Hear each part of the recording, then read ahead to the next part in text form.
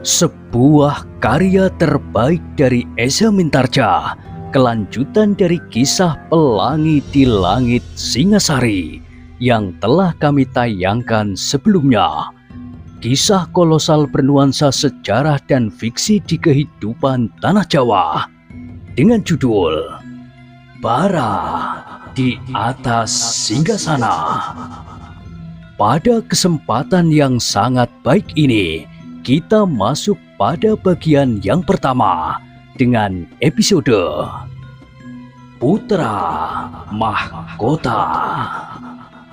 Sahabat Permata TV yang tercinta, saat ini kita sampai pada seri yang ke-10. Selamat menikmati.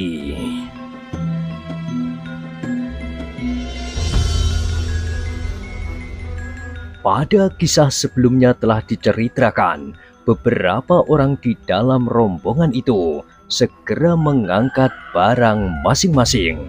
Ada di antara mereka yang membawa seekor kuda untuk membawa beban masing-masing. Tetapi laki-laki tua itu membawa barang-barangnya di atas pundaknya. Sebagian dari barang-barangnya telah dibawa pula gadis yang menyebut dirinya anaknya. Tetapi agaknya barang-barang itu terlampau berat bagi mereka berdua. Sedang orang-orang lain telah sibuk dengan milik mereka sendiri-sendiri. Apakah kau berdua bersama ayahmu membawa barang-barang itu dari Kediri? Bertanya Mahesa Agni. Gadis itu mengangguk. Kudaku dapat membantu, berkata Mahesa Agni kemudian. Gadis itu tidak menjawab, tetapi ditatapnya mata ayahnya yang redup. Sejenak laki-laki tua itu berpikir, kemudian katanya, "Apakah dengan demikian kami tidak mengganggu Kisanak?" Mahesa Agni menggeleng pula. "Tidak, aku akan berjalan bersama dengan kalian." "Terima kasih," berkata orang tua itu, yang kemudian meletakkan beberapa potong barang-barangnya dan barang-barang yang dibawa oleh gadisnya di atas punggung kuda Mahesa Agni.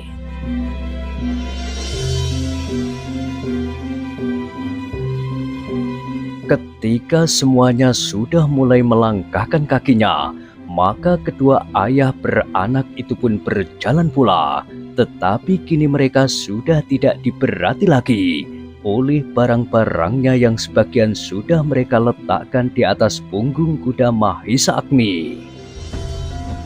"Siapa yang akan menitipkan barang-barang kepadaku?" Cantrik itu berdesis di telinga Mahesa Agni. Mahesa Agni berpaling.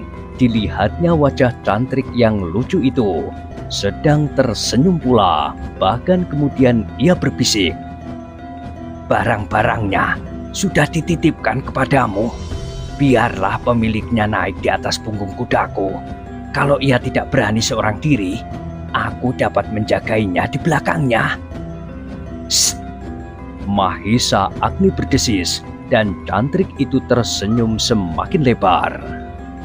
Sambil berjalan maka Mahesa Agni, cantrik yang bersamanya, dan laki-laki tua itu tidak berhenti-hentinya bercakap-cakap.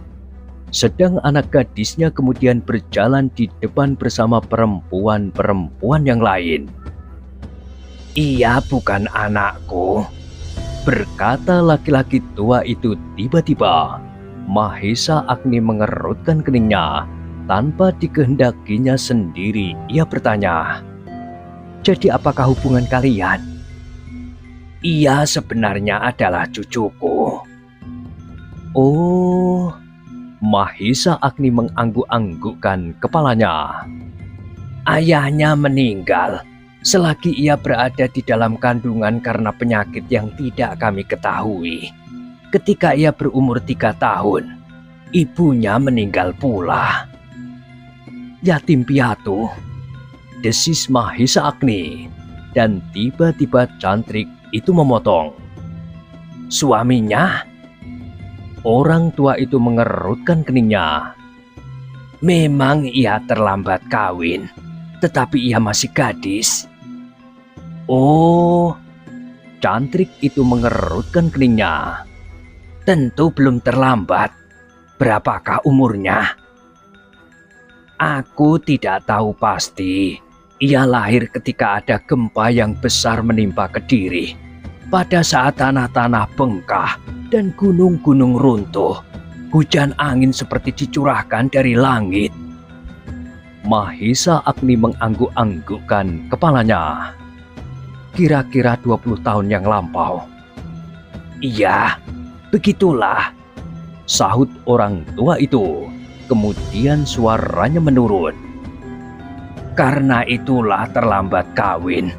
Kawan-kawannya yang berumur 17 tahun sudah dipinang orang. Mahisa Agni mengangguk-anggukkan kepalanya. Bahkan ada yang berumur 15 tahun. Orang tua itu meneruskan. Kemudian katanya, sebenarnya anak itu juga sudah dipinang orang. Ia hampir kawin 3 tahun yang lampau. Tetapi yang melukai hati anak itu, calon suaminya mati terbunuh. Oh, Mahisa Agni dan Cantrik itu terperanjat. Kenapa? Itulah yang menyakiti hatinya. Ternyata calon suaminya adalah seorang perampok. Jawab orang tua itu. Tidak seorang pun dari orang sepadepokan kami yang mengetahuinya. Karena itu, lamarannya pun aku terima. Gadis itu pun telah tidak menolak lagi. Namun berita itu akhirnya sampai pada kami. Laki-laki itu adalah seorang perampok yang sangat dibenci. Mahisa Agni dan Cantrik kawan seperjalanannya itu mengangguk-anggukkan kepalanya. Sekilas mereka memandang punggung gadis yang berjalan beberapa langkah di depan mereka. Tetapi mereka sama sekali tidak mendapat kesan apapun juga.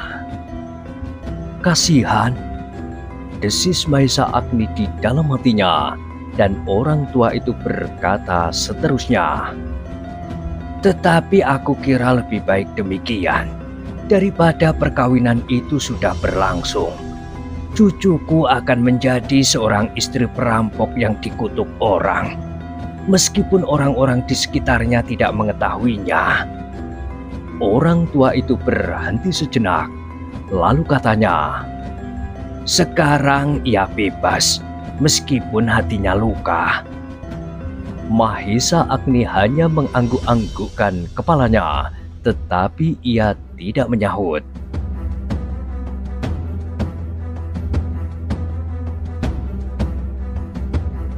Demikianlah perjalanan mereka itu pun semakin lama menjadi semakin dekat dengan perbatasan hutan dan langsung masuk ke telatah Singasari. Mahisa Agni sempat mengantarkan mereka sampai ke tempat yang dianggapnya cukup aman. Mereka tidak akan terganggu lagi oleh orang-orang yang mengejarnya. Sekarang aku akan meneruskan perjalananku lagi, berkata Mahisa Agni kepada pemimpin rombongan itu. Terima kasih, jawabnya. Aku sudah mengganggu perjalananmu. Apakah kau akan pergi ke Kediri? Tidak, jawab Mahisa Agni. Aku akan pergi ke daerah yang tidak bertuan, daerah yang jauh tersembunyi di dalam hutan, yang tidak dijangkau oleh kekuasaan baik Kediri maupun Singasari. Daerah manakah itu? Daerah yang tidak bernama. Pemimpin rombongan itu mengangguk-anggukkan kepalanya, sedang orang tua kakek gadis itu berkata, kami sangat berterima kasih akan kebaikanmu. Adalah sewajarnya bahwa kita harus saling membantu. Mahisa Agni menyahut kemudian. Kalau kelak aku kembali, aku akan mencari kalian. Berpesanlah kepada para petugas di mana kalian akan menetap. Ya, ya, kami akan menunggu.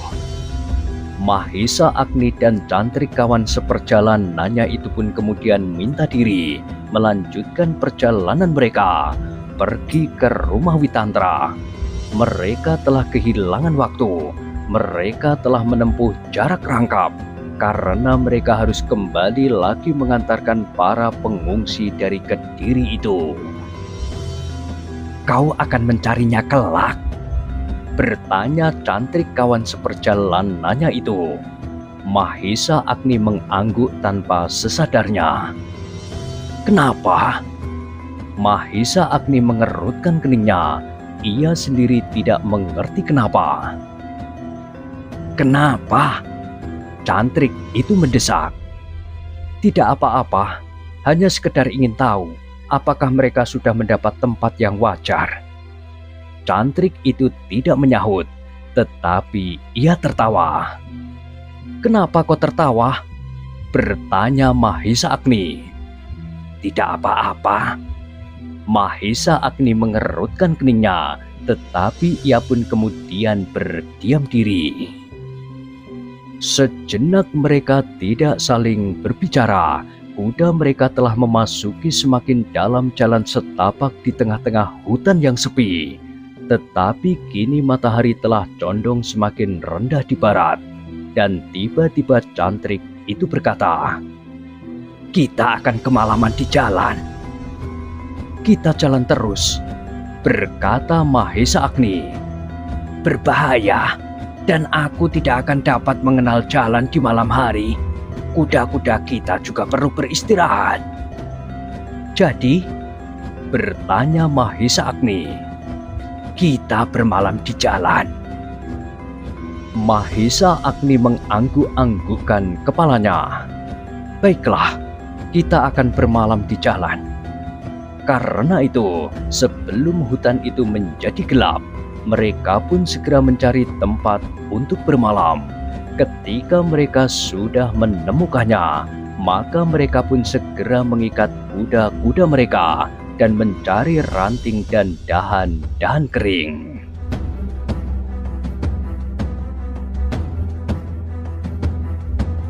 "Kita membuat perapian," berkata Cantrik itu.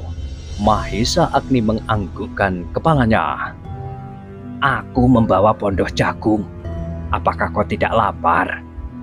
Mahesa Agni mengerutkan keningnya, namun kemudian ia menjawab, "Tentu."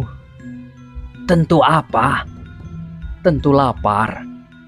Keduanya pun kemudian makan pondoh jagung sambil duduk di dekat perapian.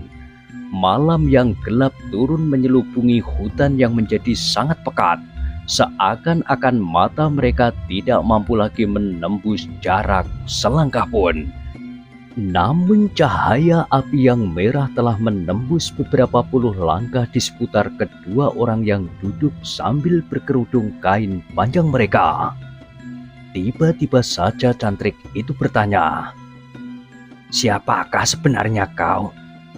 Mahesa Agni mengerutkan keningnya. "Apakah Panji Bojong Santi tidak mengatakannya?" "Panji Bojong Santi hanya mengatakan agar aku mengantarmu ke tempat Witantra. Tetapi Panji Bojong Santi tidak mengatakan kepadaku siapakah kau sebenarnya." "Tidak ada yang aneh. Namaku Mahesa Agni. Itu sudah cukup bagimu. Tetapi kau ternyata memiliki kemampuan yang tidak aku duga. Aku kira kau adalah barang titipan yang harus aku serahkan kepada Witantra." Cantrik itu menelan ludahnya, kemudian katanya, "Ternyata aku tidak lebih dari seorang petunjuk jalan." Mahesa Agni tersenyum, katanya, "Jangan hiraukan lagi. Sekarang kita bergantian tidur. Kau dulu atau aku?" "Tidurlah, aku belum mengantuk," jawab Cantrik itu. Mahesa Agni pun kemudian bersandar pada sebatang pohon. Ia mencoba untuk tidur barang sejenak. Tetapi belum tengah malam, Mahesa Agni sudah terbangun. terasa punggungnya amat lelah. Perlahan-lahan ia berdiri sambil menggeliat. Dilihatnya Cantrik kawan seperjalanannya itu masih duduk terkantuk-kantuk di pinggir perapian. Dengan sebatang dahan ia mempermainkan bara yang merah kekuning-kuningan.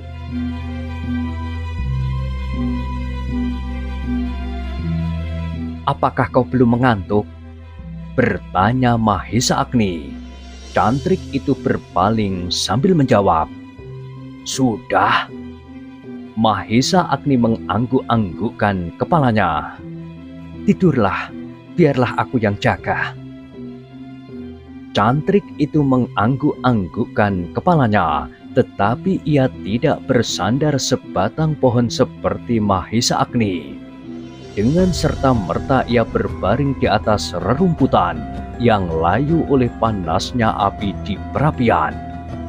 Mahesa Agni mengerutkan keningnya, tetapi ia tidak berkata sepatah kata pun. Dibiarkannya saja Cantrik itu kemudian jatuh tertidur. Baru ketika fajar menyingsing, ia membuka matanya dan bertanya, "Apakah yang kemerah-merahan itu cahaya fajar?" "Iya," jawab Mahesa Agni. "Jadi aku tidur sampai pagi?" "Iya." "Kenapa aku tidak kau bangunkan?" "Apakah kau memerlukan sesuatu?" "Tidak, maksudku kau duduk sampai semalam suntuk." "Aku sudah tidur lebih dahulu." Cantrik itu mengangguk-anggukkan kepalanya. Kemudian ia pun bangkit dan membenahi pakaiannya. Dikibas-kibaskannya kain panjangnya dan dibetulkannya letak ikat pinggangnya. "Kau berjaga-jaga semalaman, kau tentu lelah." Mahesa Agni tersenyum. "Sudahlah," katanya. "Marilah kita berkemas. Kita sudah kehilangan waktu sehari. Aku ingin segera bertemu dengan Witantra." "Baiklah," sahut Cantrik itu.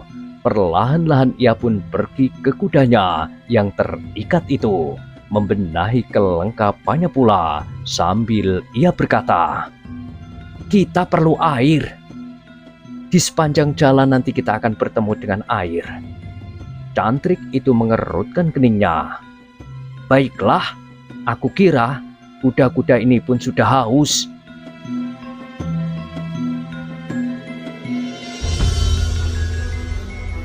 Sejenak kemudian ketika mereka sudah selesai berkemas, maka mereka pun segera berangkat melanjutkan perjalanan. Beberapa puluh langkah kemudian mereka menemukan sumber yang bening memancar dari bawah sebatang pohon preh yang besar di jalan itu. Setelah mencuci muka, memberi minum kuda-kuda mereka, maka keduanya pun segera berpacu menuju ke rumah Witantra. Suatu padukuhan baru yang belum banyak dikenal oleh orang. Mereka masih harus menyusup jalan yang sulit di antara tetumbuhan hutan yang cukup rapat, meskipun bukan sebuah belukar yang cukup pepat. "Kau masih ingat jalan ke padukuhan itu?" bertanya Mahesa Agni. "Tentu, aku masih ingat." Mahesa Agni mengangguk-anggukkan kepalanya. "Masih jauh?" ia bertanya. Cantrik itu menggeleng. "Tidak terlampau jauh. Sebelum tengah hari kita akan sampai ke daerah yang lebih baik. Kemudian kita akan segera sampai lewat sedikit tengah hari."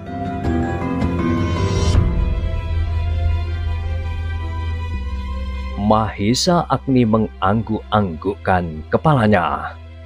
"Mahindra pernah tinggal bersama Witantra beberapa saat." Sekali lagi Mahesa Agni mengangguk. Tiba-tiba saja Cantrik itu bertanya, "Apa sebenarnya kepentinganmu dengan Witantra?" Mahesa Agni menggelengkan kepalanya. "Tidak apa-apa." Cantrik itu menarik nafas. Tentu ia tidak percaya bahwa seseorang menempuh jalan sejauh itu tanpa suatu keperluan yang penting. Tetapi cantrik itu mengerti bahwa Mahesa Agni tidak ingin mengatakan kepentingannya kepadanya. Sehingga karena itu, maka ia pun tidak bertanya lagi.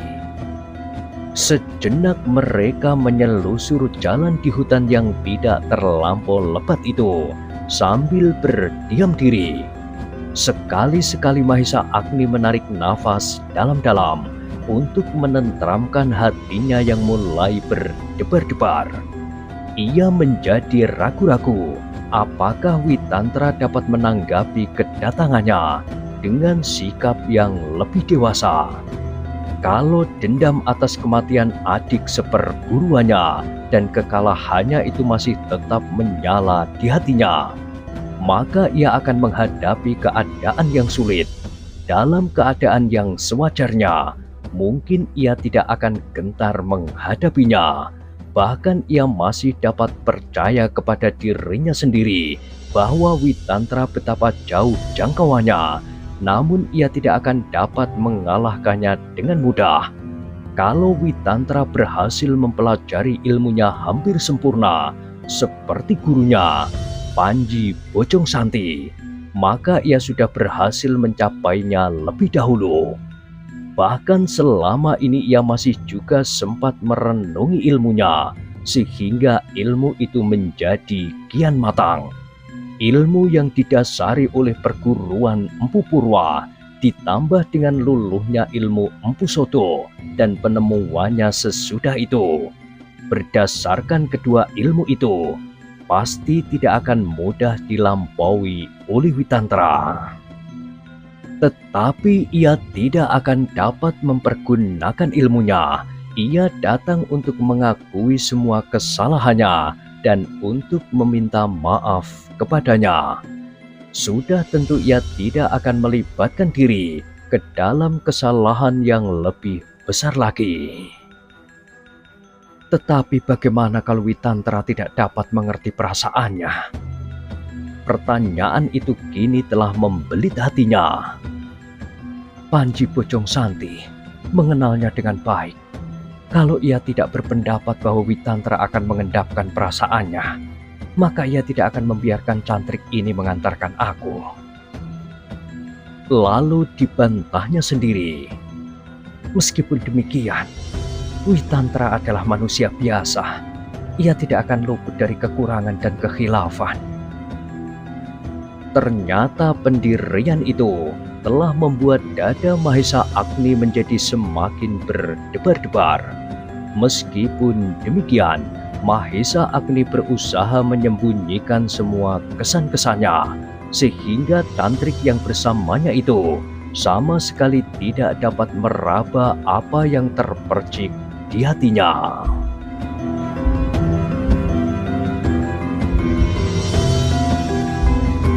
Demikianlah, maka untuk sesaat mereka saling berdiam diri.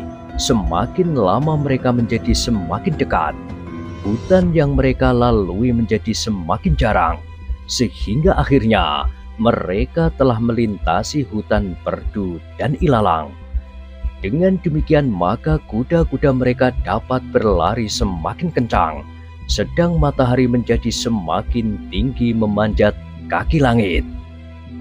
Ketika bayangan mereka telah tepat terinjak di bawah kaki mereka berhenti sejenak pada sebuah mata air yang kecil untuk memberi kesempatan kuda-kuda mereka minum sejenak sambil berteduh di bawah sebatang pohon yang rindang.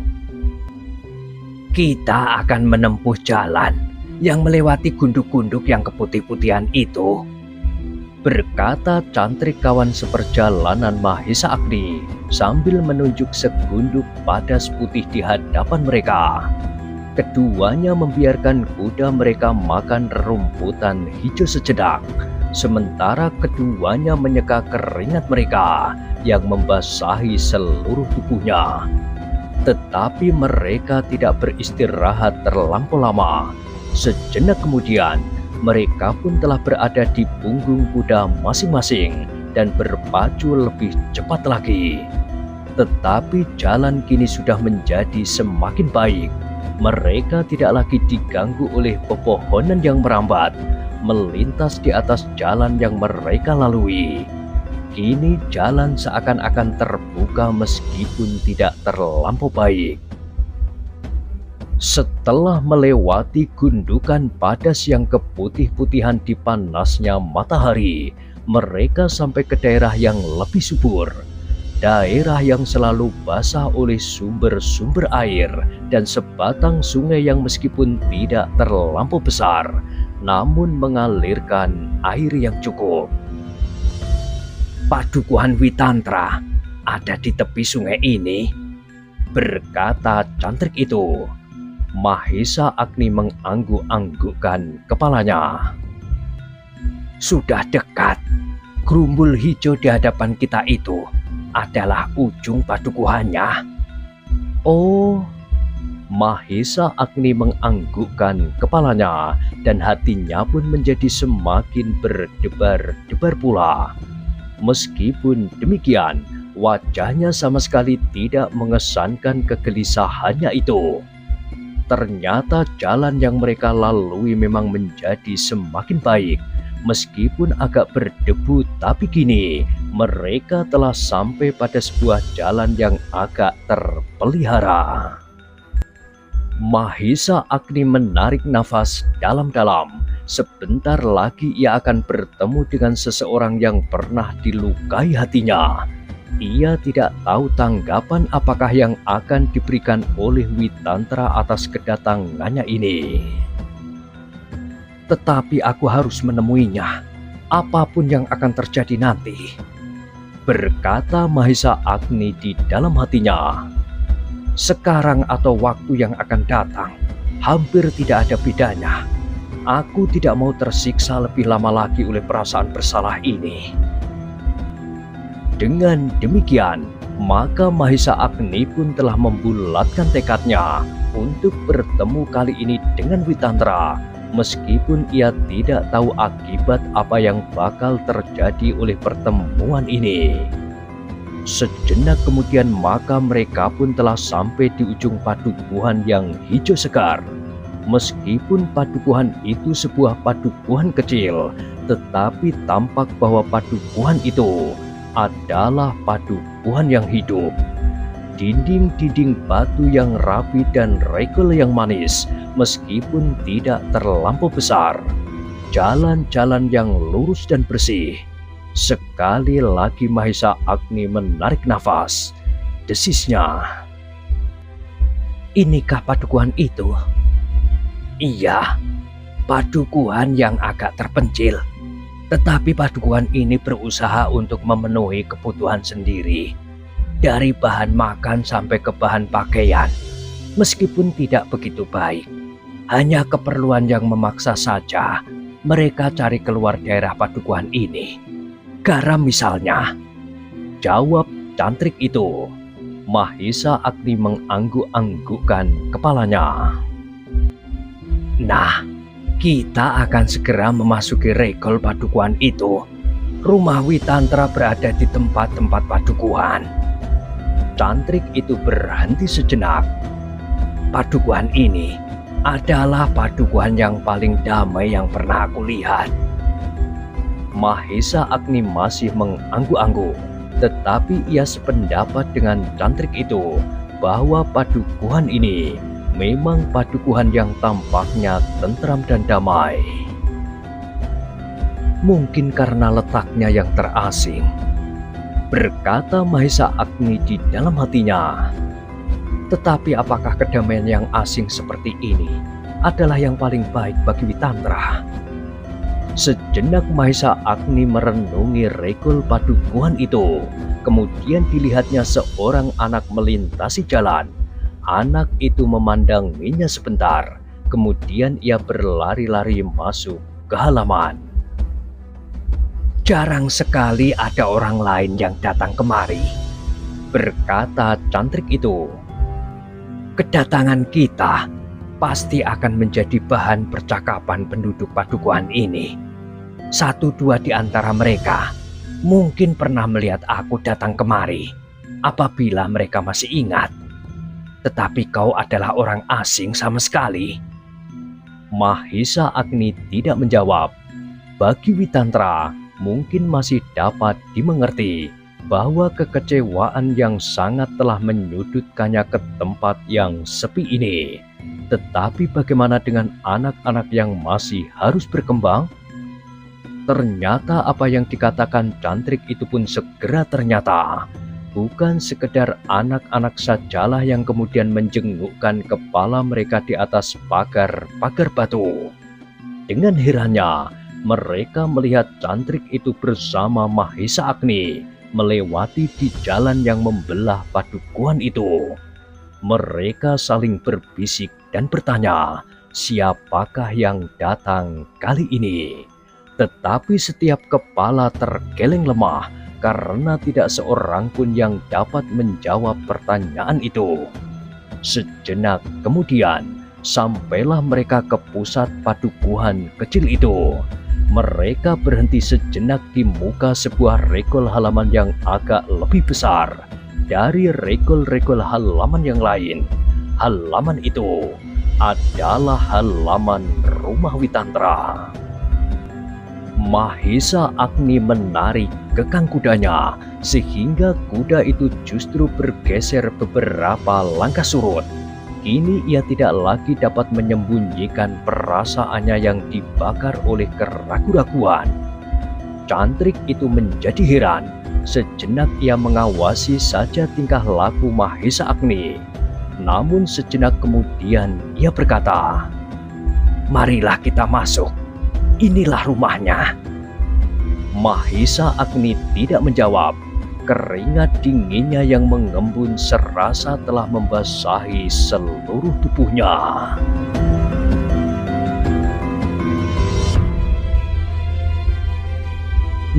Nah, bagaimanakah kisah selanjutnya? Silahkan ikuti terus. Kisah Bara di Atas Singgasana pada kesempatan berikutnya. Sampai jumpa.